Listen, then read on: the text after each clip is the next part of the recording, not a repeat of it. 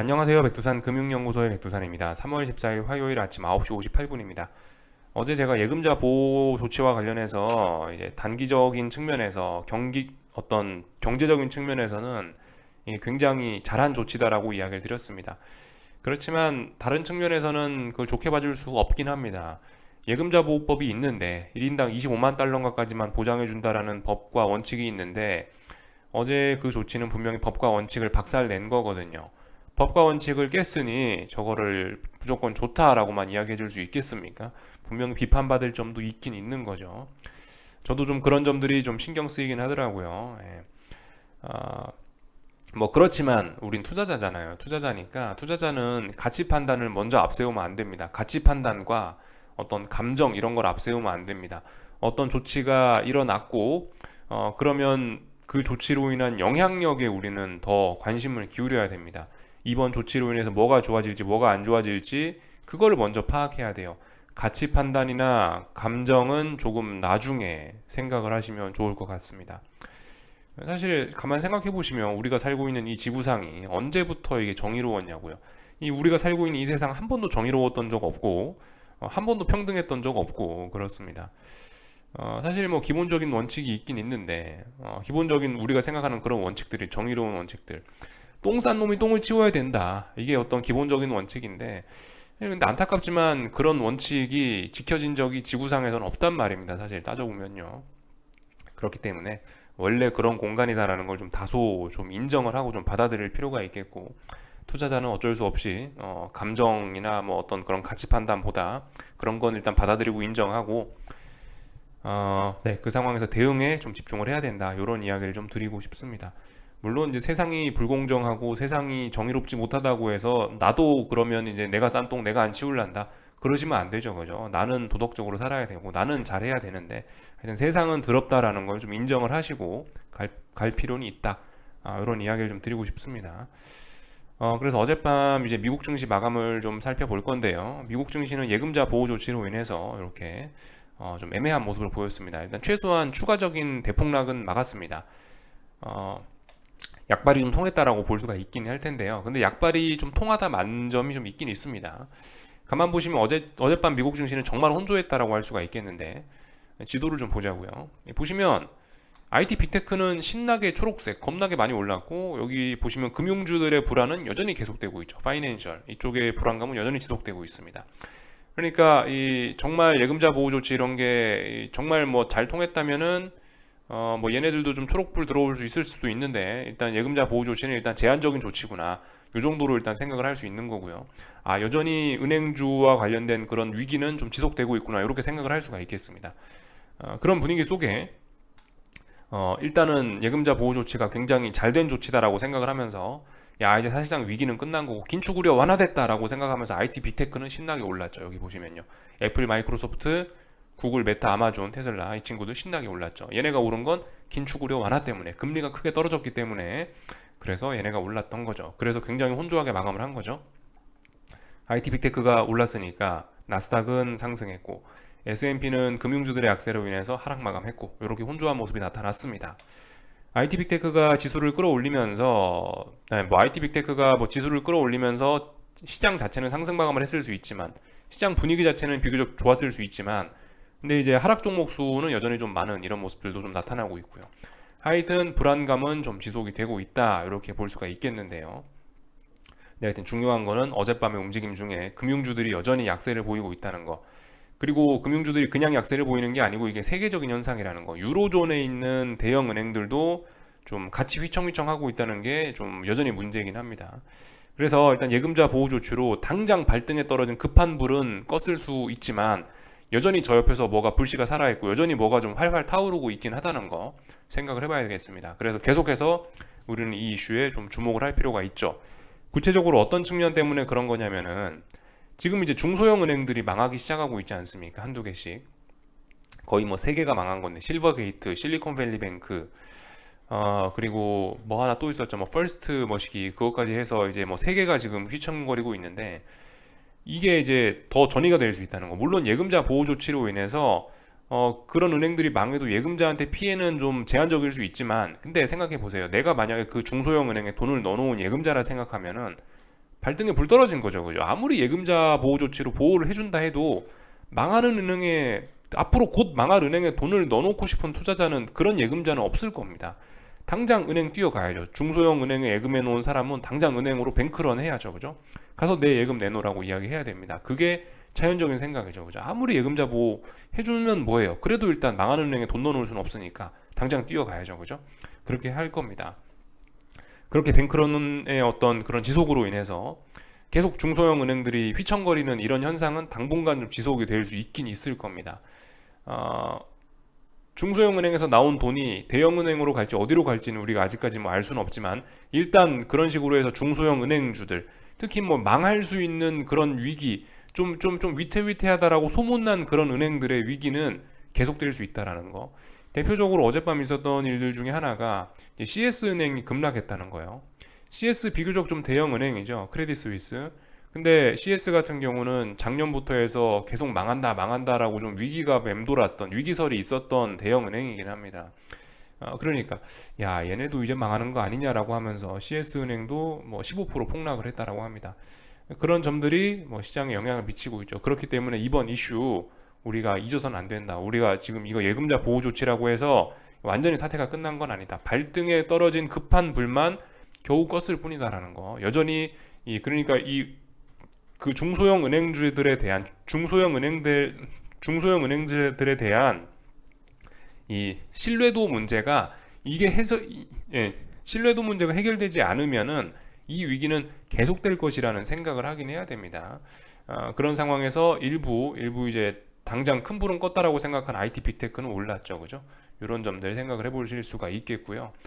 그래서 사실 요즘 상황이 안전자산 선호로까지 가지는 않고 있습니다. 물론 안전자산 선호의 느낌이 조금 나긴 나요. 일부 측면에서 금값이 오른다든가 사람들이 채권으로 쏠린다든가 뭐 주식이 떨어진다든가 이런 측면에서는 조금 안전자산 선호인 것 같긴 한데 그렇다라고 해서 예전과 같은 안전자산 선호가 막 일어나는 그런 위기의 전형적인 모습은 아직까지는 아닙니다. 아직까지는 이게 큰 불로 번질 수 있는 위기의 초창기. 아직까지는 쉽게 말해서 작은 불입니다. 이게 작은 불이에요. 아직 큰 불은 아니에요. 그렇기 때문에 큰 불일 때는 이제 안전자산 선호나 이런 게 명확하게 나타나죠. 근데 어젯밤 같은 경우는 명확한 안전자산 선호 이런 것까지는 아직까지는 아닙니다. 아직까지는 다들 의심만 하고 있고 그냥 버티고 있는 그런 상황이죠. 본격적인 안전자산 선호 아직 이런 것까지는 아닌 상황입니다. 그래서 전반적인 이야기를 좀 드려봤고요. 이 긴축 우려 완화 때문에 나스닥이 크게 올랐다라고 말씀드리고 있는데 그 이제 숫자로 좀 보여드려야 될 것 같아요. 얼마나 긴축 우려가 완화됐느냐라는 걸 좀 우리가 숫자로 확인할 필요가 있겠는데요. 자, 지금 보시면 어젯밤에 이제 무슨 일이 있었냐? 금리 동결 의견이 무려 35%까지 올라왔습니다. 3월 달에요. 금리 25bp도 못 올릴 거야라는 의견이 지금 굉장히 좀 높게 이렇게 올라가고 있는 상황이죠. 이거 생각해 보세요. 여기 일주일 전에는 50bp 인상론까지 올라왔었단 말이죠. 근데 지금은 50bp 인상론이 아니고 동결론이 더 큰 힘을 얻고 있죠. 이런 전망은 금리에 대한 전망은 이게 이제 저 미래로 가면 갈수록 더 심해집니다. 이건 3월 FOMC 전망인 거고요. 예를 들어 9월 정도로 가볼게요. 일주일 전에 무슨 일이 있었냐? 9월 달에 뭐 5.7까지 기준금리 올려야 된다는 의견도 있었어요. 근데 지금은 해봐야 4.5, 4.75. 9월 달에도 4.5나 4.75일 거다. 그리고 9월 달에는 심지어 4.5, 4.25일 거다라고 예상하는 확률이 훨씬 높아졌습니다. 이건 뭐예요? 연내 금리 인하 기대감이죠. 이게 다시 등장하기 시작했다라는 거. 일주일 만에 시장 참가자들의 전망이 최종 금리 한 5.7 이 정도까지 갈 수 있을 거야. 5.7, 6%까지 갈 수 있을 거야. 혹은 6.25까지 갈 수 있을 거야. 라고 전망했던 사람들이 단 일주일 만에, 사실 일주일도 아닙니다. 사실상 하루 이틀 만에 저 멀리 금리 인상 기대감이 후퇴했다는 거, 심지어 금리 인하 기대감이 다시 나오고 있다는 거 확인해 볼 수가 있겠습니다. 이런 강력한 긴축 우려 완화 때문에 미국 증시가 저렇게 반응을 한 거죠. 혼조하게 마감을 한 거죠. 나스닥이 굉장히 강하게 올랐던 거죠. 그래서요. 그리고 금리도 좀 살펴볼 필요가 있겠어요. 금리를 보면서도 이 긴축 우려 완화가 얼마나 크게 다가오고 있는지 지금 잘 볼 수가 있는데 2년물 금리입니다. 결과적으로 제가 이야기한 대로 거의 다 지금 돼가고 있긴 해요.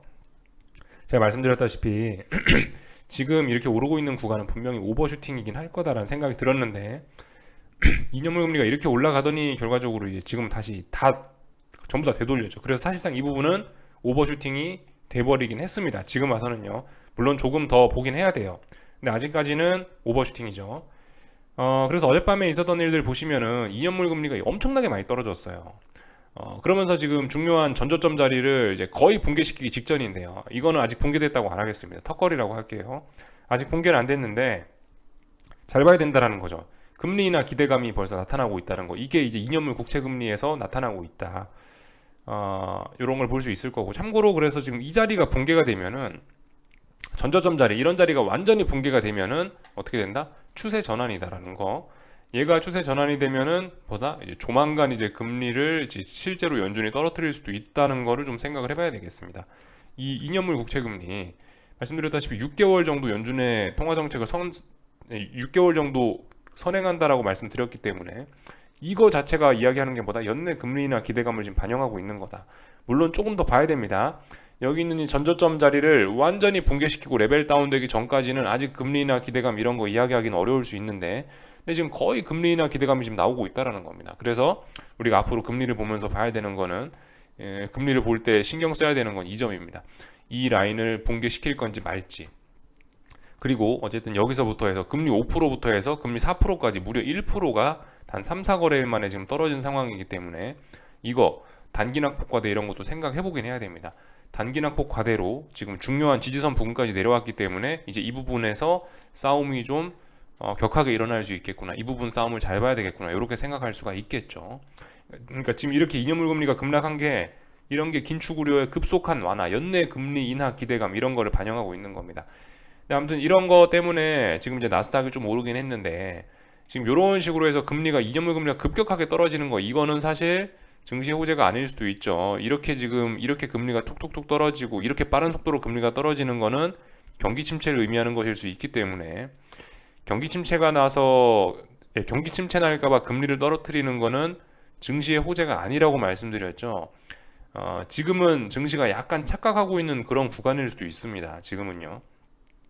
지금은 그냥 이제 그러니까 지금 어젯밤 미국 나스닥이 강했던 거는 경기 침체로 인한 금리 인하를 이야기하면서 저렇게 뭐 미국 증시가 올랐던 건 아니고요. 지금은 그냥 서서히 금리를 떨어뜨릴 거야. 침체는 없고 서서히 금리를 떨어뜨릴 거야 라는 기대감으로 미국 나스닥이 올랐던 거고.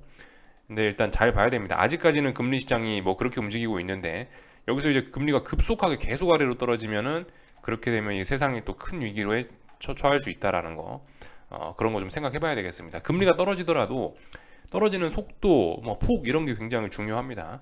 그래서 일단 뭐 이런 모습들 지금 보면서 우리가 할 수 있는 건 긴축 우려가 일단 굉장히 많이 사그라들고 있구나라는 거 말씀드렸고요.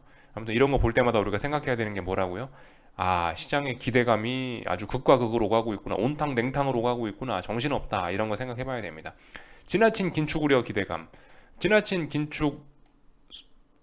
지나친 완화 기대감 뭐 이런 식으로 생각해 볼 수 있겠습니다. 시장의 심리가 너무나 뜨거웠다 차가워졌다 이러고 있습니다. 그러니까 뭐다? 우리는 본인만의 어떤 기준을 갖고 차분하게 대응을 해야 된다. 이 미친 상황에 같이 우리도 휩쓸려서는 안 된다라는 거 말씀드리고 싶습니다. 10년물 국채금리까지만 좀 볼게요. 10년물 국채금리도 많이 떨어졌습니다. 그래서 추세 전환 될랑말랑 하고 있는데요. 아무튼 뭐 자연스러운 거죠, 그죠? 긴축 우려 완화 때문에 이런 모습이 나타난 겁니다. 그래서 미국 증시가 나스닥이 어제 올랐던 거죠. 자, 그래서 지금 중요한 자리는 이겁니다. 10년물 국채금리도 지금 중요한 자리를 지금 지지선 테스트하고 있습니다. 이 자리가 붕괴가 돼야 하락 추세 전환인 거고 그제서야 금리가 떨어지는 겁니다, 그죠? 근데 이 중요한 지지선, 무거운 지지선입니다. 여기 중요한 지지선이에요. 전저점 자리이기 때문에 무거운 지지선인데 지지선까지 솔직히 너무 급하게 내려온 감이 있죠. 4%에서 한 3.4까지 0.6%가 지금 금리가 떨어진 건데 이거 굉장히 좀 가파르긴 합니다. 속도가 너무 가파르니까 이 부분에서 좀 싸움이 좀 있긴 있겠구나라고 우리가 생각을 해보긴 해야 되겠죠. 하여튼 채권 투자하신 분들 지금 고민 잘 하셔야 됩니다. 위에서 채권 잡으셨던 분들은 일단 계속 끌고 갈 수 있는데 지금 여기서 이제 붕괴될 거야 라고 생각하면서 채권을 막 매수하는 건 당장은 위험할 수 있습니다. 왜냐? 지지선 여기 있잖아요. 지지선. 채권 투자자들의 입장에서 말씀드리면 이 자리는 저항이 되겠죠. 하여튼 이런 자리가 아직 붕괴된 건 아니기 때문에 채권 투자하시는 분들 지금은 좀 조심하셔야 된다. 채권 투자하시는 분들 믿음이 있으시면 반등시 매도 전략, 아니 이제 눌림시 매수로 이렇게 접근을 해야지. 지금 당장 채권이 더 갈 거야라고 하면서 추격은 좀 위험할 수 있다라는 거. 왜냐? 중요한 저항에 있으니까 채권이요, 그죠? 채권 가격은 이렇게 올라갈 거 아닙니까? 그러니까 채권은 눌림시 매수지.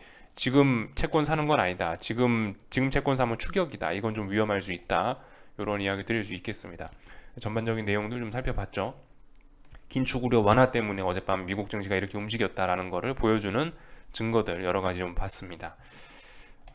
그리고 달러까지 좀 보면 좋을 것 같죠, 그죠? 달러도 지금 많이 급락했단 말이죠. 달러도 보시면 특히 달러 보면서 우리가 할 수 있는 생각이 지금 아직 시장이 버틸만 하구나. 이게 안전자산 선호로까지 아직 가진 않았구나. 달러가 떨어지는 걸 보니 이거는 긴축 우려 완화를 지금 반영을 하고 있구나. 이렇게 생각하시면 되겠습니다. 그래서 아직까지 이런 걸 보면은 어떤 안전자산 선호는 아니다. 시장이 아직까지 버틸만 하구나. 이렇게 봐주시는 게 좋을 수 있어요. 그래서 이 달러 들고 계신 분들 원달러 환율 기준으로 매매하세요. 이거를 보고 매매할 필요는 없습니다. 야, 달러 인덱스가 떨어졌으니까 이제 오늘 원달러 환율도 오늘 밑으로 쳐박을 거야. 달러 팔아야겠다. 이런 생각은 아닐 수 있다는 거. 한국인 투자자분들 많으시죠? 그죠? 한국인이니까 원달러 환율을 달러 매매 기준으로 삼으셔야 됩니다. 달러 인덱스 떨어졌다고 반드시 원달러 환율이 떨어질 거라고 생각하지는 마시고요. 그래서 아무튼 이게 떨어지고 있다라는 거. 그래서 지금 같은 경우는 일단 아직까지는 이게 눌림시 매도로 봐줄 수 있기도 한데 솔직히 좀 이게 굉장히 달러 인덱스는 혼란한 구간에 와서 제가 이제 딱히 드릴 이야기가 없습니다. 위쪽으로는 저항이 있고 아래쪽으로는 지지력들이 이렇게 있는 구간이라 가지고 제가 뭐라 말씀을 못 드리겠습니다. 솔직히 보는 관점에 따라서 다 볼 수도 있죠. 왜냐하면 이제 의미 있는 그런 지지선들을 붕괴시킨 거기 때문에 여기를 붕괴시켰기 때문에 달러 계속해서 아래쪽으로 또 베팅할 수도 있어요. 근데 반면 따지고 보면 또 아래쪽에 지지선들도 있고 여기는 이런 자리들도 있고 또 그리고 안전자산 선호 이런 것도 나타날 수 있기 때문에 그런 것들 믿고 위쪽으로 베팅도 할 수 있단 말이죠. 지금은 답답한 구간 안에 와서 제가 달러에 관해서 뭐라고 말씀은 못 드리겠습니다. 근데 원달러 환율은 명확하죠. 달러 인덱스는 답답하더라도 원달러 환율은 명확합니다. 원달러 환율은 보시다시피 지켜야 될 자리 다 지키고 있고 이건 눌림시 매수가 정확히 맞습니다. 이건 아직까지 이건 중요한 자리 깬 것도 아니고 그렇기 때문에 아무튼 달러는 계속 들고 가시면 된다. 차트의 해석은 달러 인덱스와 원달러 환율이 조금 달라질 수 있다. 이 정도 말씀을 드리면 될 것 같고요. 그래서 전반적인 내용들 좀 살펴봤고 미국 증시 기술적인 이야기 조금 하자면요. S&P 하락은 계속되고 있습니다. 왜냐? 금융주들이 약하니까요. 그죠? 금융주들이 약하니까 S&P 하락은 계속되고 있다. S&P 어제 0.1%, 0.2%밖에 안 빠지긴 했습니다만 그럼에도 불구하고 하락은 하락인 거고요. 중요한 자리 테스트하고 있죠. 어젯밤에 테스트했죠. 여기 대략적으로 여기 보시면 이 봉들이 쭈루지 서 있지 않습니까? 여기 한 3,820, 30 이 정도 자리가 어떤 좀 의미 있는 자리인데 어제 그 자리 지지력 테스트하고 있다 아래꼴이 달아왔습니다만은 이거는 지지력을 의미하는 건 아닙니다. 일단 미국 증시 S&P는 아래쪽으로 잘 가고 있다. 계속 아래로 봐주시면 되고 어제 아래꼴이 좀 달렸다고 여기서 주식 매수하면 안 된다. 아직까지는요. 아래쪽으로 계속 가는 그림이다. 볼 수가 있겠고 말씀드렸다시피 3,820인가 30 정도 되는 자리에 지지력을 테스트하고 있다. 근데 이미 하락의 목표치는 전 3,750까지 일단 열려 있다고 봅니다. 그래서 반등시 매도 전략, 그죠? 반등시 매도 전략. 3,900 어젯밤에 돌파 한 장 못했으니까 3,900 기준으로 아래쪽으로 베팅할 수 있었겠죠? 하셨으면 됐고요. 나스닥은 보시다시피 이런 그림 아직까지 강합니다. 나스닥은 긴축 우려 완화가 지배하고 있습니다. 그래서 분위기가 서로 다릅니다. 11,780 붕괴시키지 않고 있어요. 오히려 지지력을 다시 한번 확인했습니다. 나스닥은 11,780 기준으로 한 번쯤 주식을 사볼 수도 있다라고 생각은 하는데요. 근데 말씀드렸다시피 좀 조심하셔야 되겠죠. 그죠? 오늘 밤에 물가지표 발표도 있고 은행주들의 불안감이 계속되고 있기 때문에 일단 아직은 좀 긴축 우려 완화 때문에 주식을 사는 거는 좀 약간 좀 너무 희망을 좀 과하게 가지는 게 아닐까라는 생각이 개인적으로 좀 있긴 있습니다. 이 정도 말씀을 드렸고요. 증시에서 봐야 될 점은 변동성 지수입니다. 이제 변동성 지수까지만 보면 될 것 같은데 미국 증시는요. 변동성 지수가 어젯밤에 굉장히 급락을 했습니다. 이거 이해 안 된다고 생각하시는 분들도 있을 수 있는데요. 왜냐면 나스닥이 0.1%밖에 안 빠졌는데 변동성 지수가 어떻게 어젯밤에 뭐 이렇게 급등을 할 수 있냐, 이거 말이 안 된다 라고 생각하실 수도 있긴 있는데요.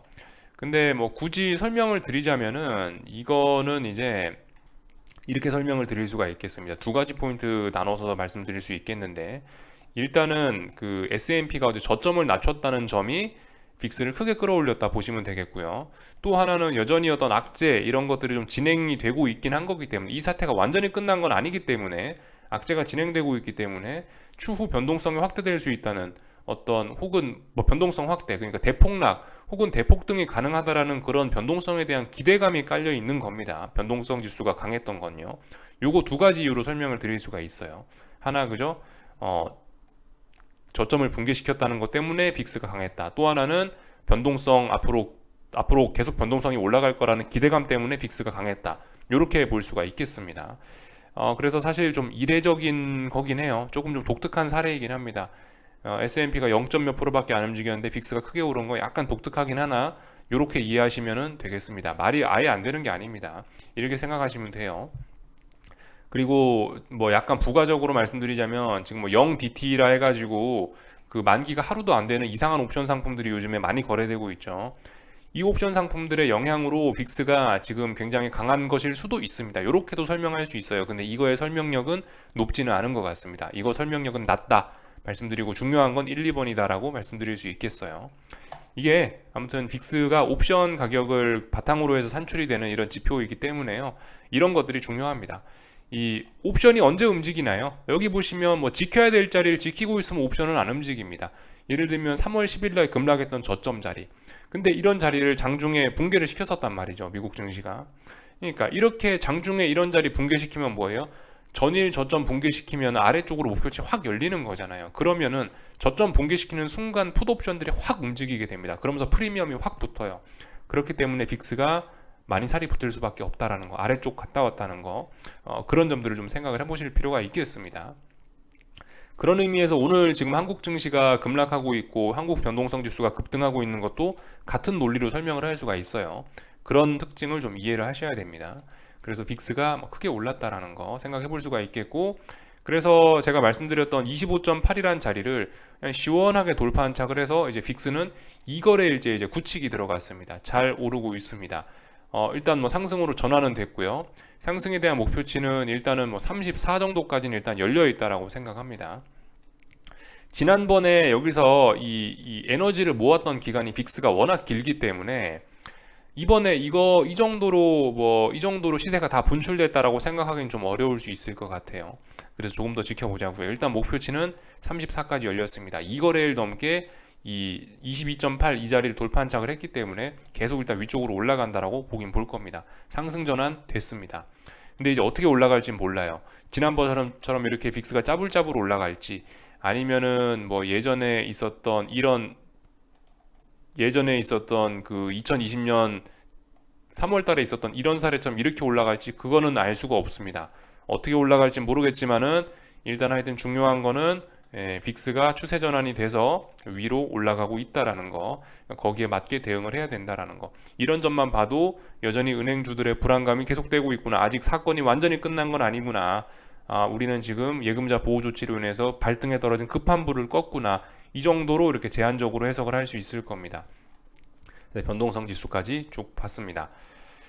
뭐 나머지는 특별한 거 없죠, 그죠? 뭐 얼추 다 이야기한 것 같아요. 그래서 뭐 어떤 뭐 경기에 대한 그런 불안감으로 국제유가들 다시 한번 바닥을 이렇게 뭐 테스트하고 있는데, 여전히 이거 박스권입니다. 아직까지 어떻게 될지 몰라요. 아직까지 박스권이라, 뭐 박스권 혹은 수렴형이라서 이거 아직 방향성 이야기하기 이르다라는 점 볼 수 있을 거고, 안전자산 선호이긴 한데, 금값이 오른 건요 안전자산 선호이긴 한데 달러까지 움직여야 진정한 안전자산 선호겠죠, 그죠? 근데 아직 달러가 움직이진 않고 있고, 주식시장의 뭐 하락도 아직까지 좀 미미하니까 아직까지 완전한 안전자산 선호까지는 아니다라는 거, 아직까지 시장이 버틸만은 하다라는 거, 요 정도 뭐 볼 수가 있겠고요. 하여튼 뭐 다른 거 특별히 언급할 건 없는 것 같습니다. 전반적인 내용도 살펴봤고, 한국 증시는 왜 오늘 뒤늦게 빠지는지 솔직히 뭐 잘 모르겠습니다만은, 한국 증시는 하락 추세 중이니까 뭐 하락하는 게 자연스럽죠. 그래서 일단 잘 가고 있다. 어제는 상승을 하긴 했었으나 오늘은 또 다시 떨어지네요. 그죠? 그러니까 아직까지 이 사태가 완전히 끝난 게 아니기 때문에 주의해야 된다라는 거. 그리고 만약에 이제 오늘 이렇게 마감했다라고 가정을 합시다. 지금 10시 반밖에 안 됐지만 이렇게 마감했다라고 가정을 하고 지금 보자면요. 풋옵션들이 레벨업 했다는 거. 풋옵션들이 레벨업해서 완전히 상승 추세로 지금 전환돼서 전고점 돌파한 책에서 랠리를 시작했다라는 점. 또 그리고 변동성 지수들이 어떻게 된다? 전고점을 돌파한 척하고 변동성 지수들도 상승 추세로 전환돼서 완전 지금 날아가고 있다라는 거, 날아가려고 하고 있다라는 거 잘 봐야 됩니다. 그러니까 지금 이런 상황에서 단기 낙폭 과대다, 주식을 매수한다 하면은 된다? 안 된다라는 거죠. 그거 생각해 보셔야 되겠고. 그리고 사실 이런 그림이면은 사실 지금 하방 보시는 분들 입장에서 굉장히 좋은 것일 수 있긴 해요. 지금까지 의미 있게 급락을 한 적이 없습니다. 뭐 물론 오늘도 선물이 5포인트 빠지면은 이제 이 정도면 급락이긴 급락인데요. 급락이지만 급락이 아닌 거 무슨 말씀이신지 아시죠? 그죠? 지금 짜불짜불 움직였다고요. 계속 아직까지 의미 있게 변동성을 확대시킨 적이 없어요. 그렇기 때문에 지금 이런 식으로 마감을 한다면은 향후 대폭락에 대한 기대감은 훨씬 높아질 수 있다라는 거 생각을 해봐야 되겠고, 그리고 코스피 같은 경우 지지선 잘 봐야 되겠죠. 지금 311자리, 312자리 여기가 무너지면은 아래쪽으로는 거의 290까지 지지선이 없다라는 거를 생각을 해보셔야 되겠습니다. 굉장히 지금 위험한 상황이에요. 만약 이렇게 마감을 한다면 굉장히 위험합니다. 이 정도까지 말씀드리면 될 것 같고, 이 코스닥은 그저 말씀드렸다시피 1170 붕괴 시 아래쪽으로 볼 수 있는 근거는 있는 거고, 그래서 반등시 매도 전략 할 수는 있고, 1100 정도는 붕괴가 돼야 이제 의미 있게 붕괴가 됐다라고 할 수 있는 거고요. 맨날 드리던 이야기고, 이 달러 인덱스가 강한 거지 원달러 환율은 보시면 이런 모습입니다. 그죠? 달러 인덱스가 달러 인덱스가 약한 거지 원달러 환율은 비교적 지금 이 상승 추세 괜찮습니다. 그러니까 달러 인덱스하고 원달러 환율하고 헷갈리시면 안 돼요. 달러 들고 계신 분들은 원달러 환율 보고 베팅하시면 됩니다. 최근에 달러 인덱스는 이 밑에까지 내려오는데 원달러 환율이 이렇게 위쪽에서 놀고 있는 거는 한국이란 나라가 신흥국이라 그런 거죠. 그죠? 이거는 어떤 한국이란 나라의 뭐 부도 위험 이런 것도 같이 좀 반영이 된 그런 결과입니다. 한국은 신흥국이기 때문에 이런 무슨 위기가 있다고 하면 저렇게 환율이 위로 올라간다. 약세의 흐름을 보일 수밖에 없는 거죠. 위로 올라가는 게 약세죠. 그죠? 약세 흐름 보일 수밖에 없다라는 거. 그런 점이 있기 때문에 이렇게 환율이 1282원 이런 자리 1292원 이런 자리에서 하방 경직성을 잘 보이는 것 같다는 생각이 듭니다. 1292원 붕괴되기 전까지는 절대 달러를 파시면 안 되겠죠. 오히려 1292원 부근에 오면 일단 달러 매수해 볼 수 있습니다. 왜냐? 눌림시 매수의 관점이기 때문에 아직까지는요. 중요한 지지선 붕괴시키지 않고 있기 때문에 이런 자리는 달러를 모아가는 그런 자리가 될 수 있다라는 거 생각해 보실 수 있겠습니다. 물론 가야 될 때 못 간 점은 조금 좀 서운합니다만은 위기가 계속 지속되고 있으니 달러 매수할 수 있겠죠. 그죠? 비록 긴축 우려 완화 때문에 달러가 좀 약세 흐름을 보이고 있습니다만 그럼에도 불구하고 원달러 환율 보면 달러 매수 충분히 가능하다라는 의견 드려보겠습니다. 그래서 전반적인 이야기들을 좀 드려봤고요. 뭐 에코프로 BM 그 20만원 싸움 잘 보셔야 됩니다. 20만원 붕괴 시 지금 뭐 좀 다른 기준도 드릴 수 있을 것 같아요. 사실 이렇게 보면은 최근 결과적으로 21만원 그 21만원 자리도 지금 저항이 되고 있기 때문에 이 자리도 저항이 되고 있기 때문에 뭐 이런 자리를 기준으로 해서 나 아래쪽으로 보겠다. 사실 그런 것도 해볼 수가 있긴 합니다. 에코프로 BM 사실 이 정도까지 못 갔으면은 가야 될 때 못 간 게 맞아요. 가야 될 타이밍을 놓치긴 했습니다. 이 오버슈팅하고 추가로 더 오를 거면은 빨리 올랐어야 되는데 지금 뭐 은행이 망한다 이러면서 못 갔어요. 그래서 위쪽에 상당히 좀 저항이 많이 누적된 게 있긴 있습니다. 그런 점들 좀 고려해 보셔서 아래쪽으로 베팅할 수 있는 근거는 또 하나 만들어낼 수 있겠다. 20만 원으로 기준 잡았던 거 21만 원으로 올려 잡아도 아래쪽으로 베팅할 수 있긴 있겠다. 뭐 이렇게 생각할 수 있겠고요. 그죠? 뭐 나머지는 뭐 특별히 드릴 이야기 없는 것 같습니다. 하여튼 그래서 이 중요한 건 김치국 먹으면 안 된다는 거고요. 오늘 밤에 물가지표가 중요합니다. 오늘 밤 물가지표에 의해서 시장의 분위기가 확 달라질 수 있어요. 지금까지는 긴축 우려 완화 이런 의견도 좀 있는 건데 긴축 우려 완화 뭐 그런 게 없어질 수도 있는 거고 더 커질 수도 있는 거고 그러니까 오늘 밤 물가지표가 중요하다. 이런 이야기 드리고 마치겠습니다. 궁금한 거 리플 남겨주시고 오늘 저녁에 뵙도록 하겠습니다.